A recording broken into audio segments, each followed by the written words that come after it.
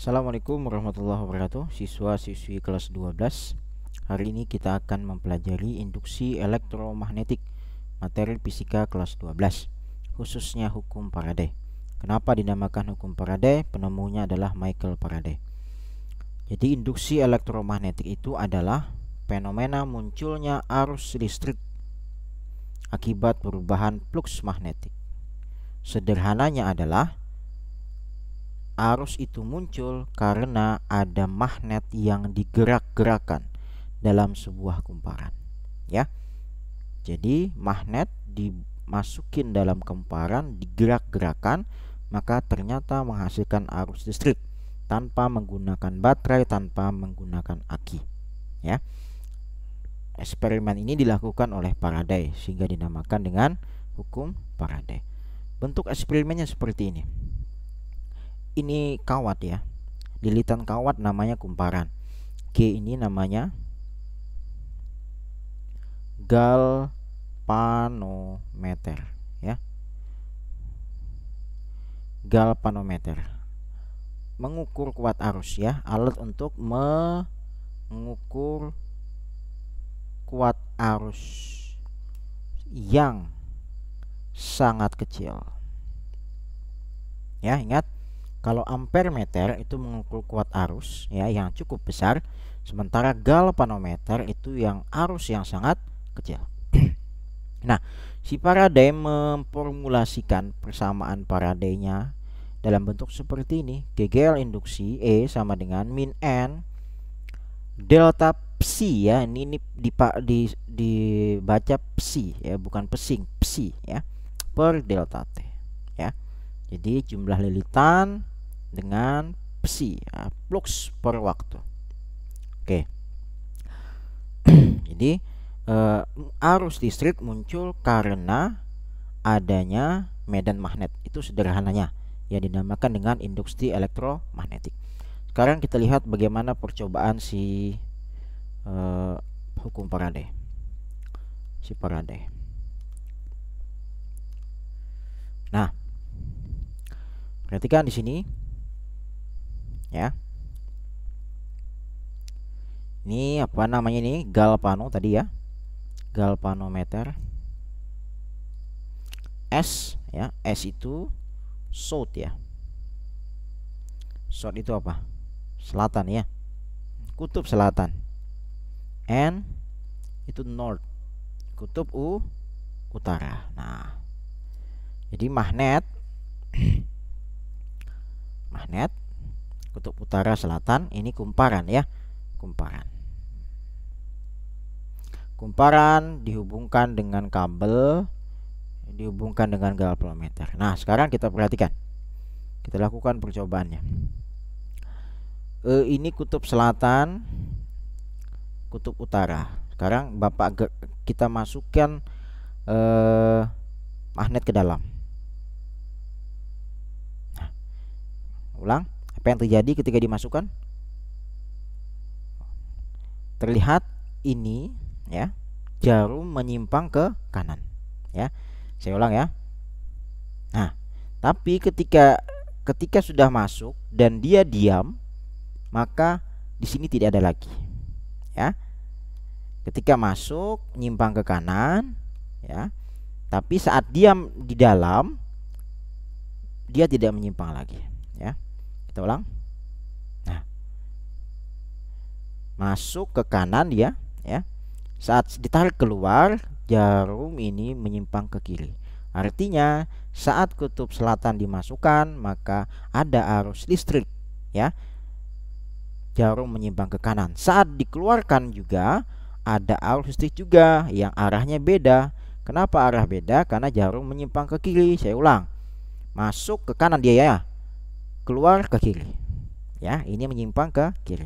Namun saat diam di dalam kumparan, tidak ada arus listrik yang mengalir. Nah, sudah dipahami? Ini kalau kutub selatannya dimasukkan. Sekarang kita pindah kutubnya. Nah, sekarang kutub utara yang dimasukkan, ya. Kita lihat. Nah, ketika kutub utara dimasukkan, maka jarum menyimpang ke arah kiri. Keluarkan ke arah kanan. ya. Masuk kiri, keluar kanan. Beda dengan tadi, ketika selatan dimasukkan maka jarum menyimpang sebelah kanan, keluar sebelah kiri. Mengapa ini terjadi? Nanti kita bahas pada pertemuan selanjutnya, yaitu arah induksi. Ya. Nah, sekarang kita ingat kembali tadi rumus dari Faraday tadi menyatakan adalah kegel induksi itu adalah min N per delta psi per delta T. Ya. Kegel induksi itu adalah hasil kali jumlah lilitan dengan delta psi per delta T. Ini jumlah lilitan. Ya. Jumlah lilitan. Delta psi per delta T, ya, ingat, delta psi per delta T ini adalah kelajuan menggerakkan magnet, ya, kelajuan atau kecepatan dalam menggerakkan magnet. Jumlah lilitan dan kelajuan dalam menggerakkan magnet. Nah, sekarang percobaan ini kita modifikasi. Perhatikan, tetap kutub selatan. Sekarang jumlah kumparan, jumlah lilitan ini maksudnya, ya, kita perbanyak 500. Nah, keluar. Atau tetap 2,5 dulu, kita perhatikan dulu, ya. Saat 2,5, lihat menyimpangnya kemana tuh? Ke kanan, ya. 20 ada nggak? Hampir 20. Sekarang ini kita perbanyak jumlah lilitannya. Kita lihat nyimpangnya kemana? Lebih besar kah? Lebih besar. Jadi saat jumlah lilitan diperbanyak, menyimpangnya jarum ini hampir ke 30. Ya. Saat 250 saja kita lihat. Nah, kan sampai 20 aja kan? Nah, 500. Sampai 30. Kita perbesar lagi, 7,5 jumlah lilitannya. Tambah banyak, tambah besar arus yang mengalir, ya. Oke, artinya apa? Yang mempengaruhi kegel induksi itu adalah yang pertama jumlah lilitan. Terbukti dengan menambah jumlah lilitan, jarum galvanometer menyimpang lebih besar. Bisa dipahami? Kemudian jumlah lilitan kita tetap 2,5 misalkan. Pergerakan magnet. Nah, kita ubah delta psi per delta T-nya. Ingat ya, delta psi per delta T itu adalah kelajuan menggerakkan magnet. Ini 0% kita masukin. Perhatikan.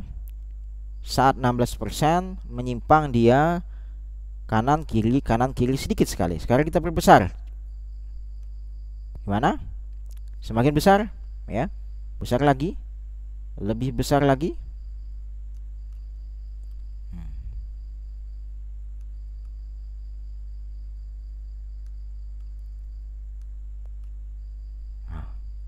Semakin kita cepat dalam menggerakkan magnetnya, maka ternyata arus yang didapatkan semakin besar.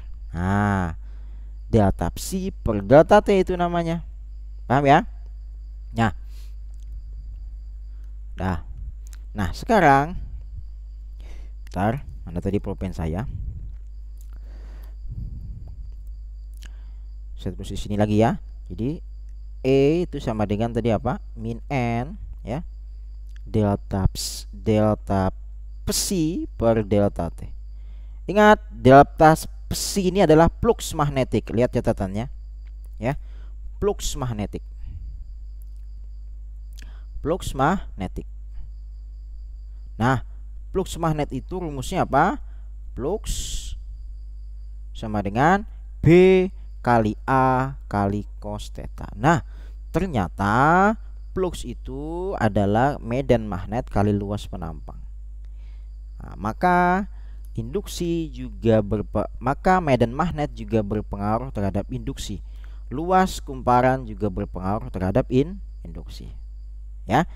Jadi kalau saya simpulkan, yang mempengaruhi ini adalah jumlah lilitan, kemudian kelajuan menggerakkan magnet, medan magnet, kuat medan magnet, dan luas kumparan.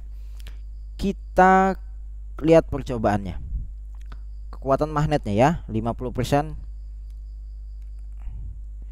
Ini tadi 50% segini ya. Nah 50% ini kita naikkan. Nah 16% tetap, sekarang kita naikkan 50%-nya.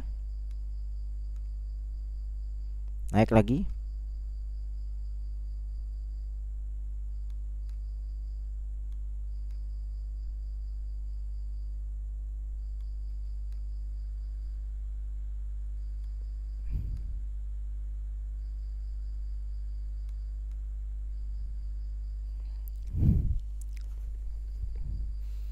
Kita lihat kekuatan magnetnya kita tinggikan. Kita kurangi lagi, ada perubahan nggak? Oh ada sedikit ya. Nah ya toh, jarumnya lebih panjang menyimpang sini. Nah ya kan, ketika 30% jarumnya sedikit menyimpangnya. Kita naikkan lebih banyak, lebih besar menyimpangnya. Naikkan lagi lebih besar lagi, naikkan lagi lebih besar lagi, lebih besar lagi. Nah terbukti bahwa ketika magnet yang kita gunakan lebih besar ya, maka induksinya semakin besar. Oke, bisa dipahami? Nah, nanti selanjutnya bagaimana cara menentukan arah induksi tadi ya. Kenapa tadi Pak ketika kutub S-nya selatan dimasukkan, dia si jarum bergeser ke kanan, sementara ketika kutub utara kita masukkan, dia menyimpang ke kiri. Nanti kita akan pelajari pada arah arus induksi ya. Bisa dipahami ya, ini adalah percobaan si Michael Faraday. Hanya menggunakan magnet dan kumparan ternyata bisa menghasilkan arus listrik ya.